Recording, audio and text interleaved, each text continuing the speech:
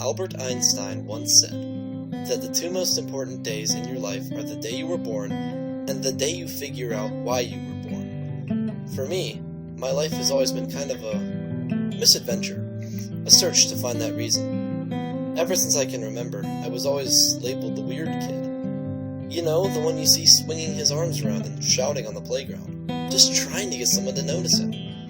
Or the one who talks to himself because that's one of the only forms of interaction he engages in outside of his own home. I never really wanted to be the weird kid, but those were the cards I was dealt on my first birthday.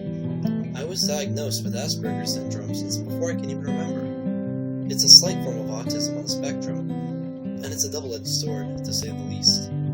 For example, I can fix anything and I can do anything in a matter of minutes, no matter what it is.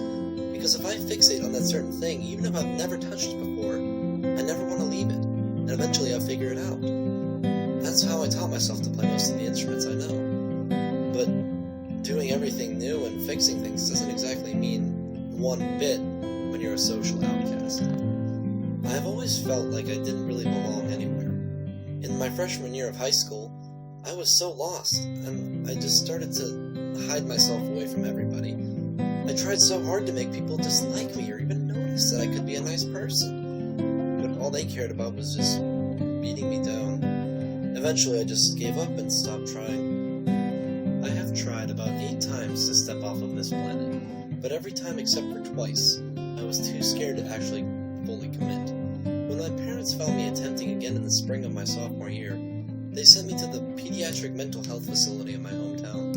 And after spending 5 days learning how to be a good boy and say I'm okay, I went on to get worse and worse. Junior and senior year went by, and the depression still hadn't left. On graduation day, I can remember thinking to myself, I did it! But after graduation, my life just went down the toilet. Everything was worse after high school. I thought I would really find myself. I didn't. At least, not before October 22nd.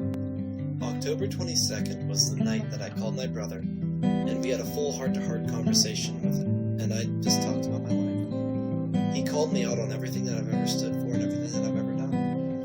And after we were all finished, he gave me a few Bible verses to read and pray over.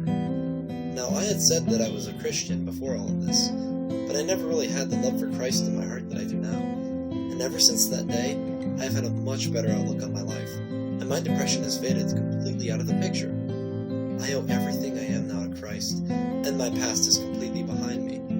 Christ has set me free from the labels and from my depression, and now everything is finally looking up for me. If you ever feel alone, just talk to me and talk to God. I don't want anyone feeling the way I used to. I love you even if we have never met before, and God loves you more than